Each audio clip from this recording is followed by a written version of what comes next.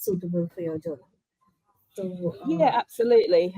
So I mean, as I say, the scope and the fit for my audience is probably the key issue that I'll be looking at. But there are other things that will be sort of as you say, a red flag when I first receive a paper. So I'm looking to see if the article reads well. So I'm not necessarily at this stage going to be too worried if perhaps the language and grammar isn't perfect. That's something that will come further down the line with editing and that kind of thing.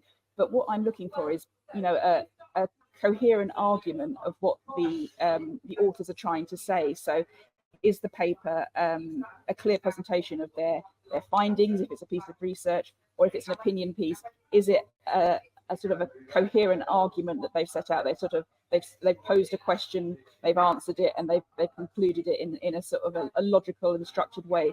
Because if me sort of doing that first read, if it's not clear to me what the sort of the so what, if you will, of an article, if it's not clear to me, then it's not going to be clear to the peer reviewers, and it's not going to be clear to ultimately the readers when it comes to an article being published. So if I'm struggling to get what the author's point is, then that's a red flag.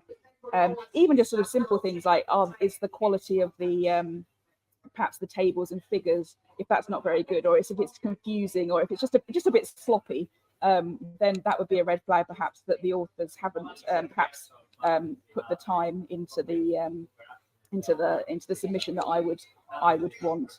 Obviously, red flags are things like if something is flagged on our plagiarism detection software, something like that. I'll also be looking at things like disclosures, so whether there's any financial disclosures, any conflicts of interest that the authors are disclosing, if there's any, if it's a research paper, if there's any kind of ethical disclosures that need to be followed. If it's a particular type of research, have they followed kind of standard guidelines? If it's a systematic review, for example, have they followed the PRISMA guidelines for how they've laid out the methodology and so forth? So all these kind of little things. I mean, there's no one thing, but there's sort of lots of little things that will feed into that kind of initial review of an article.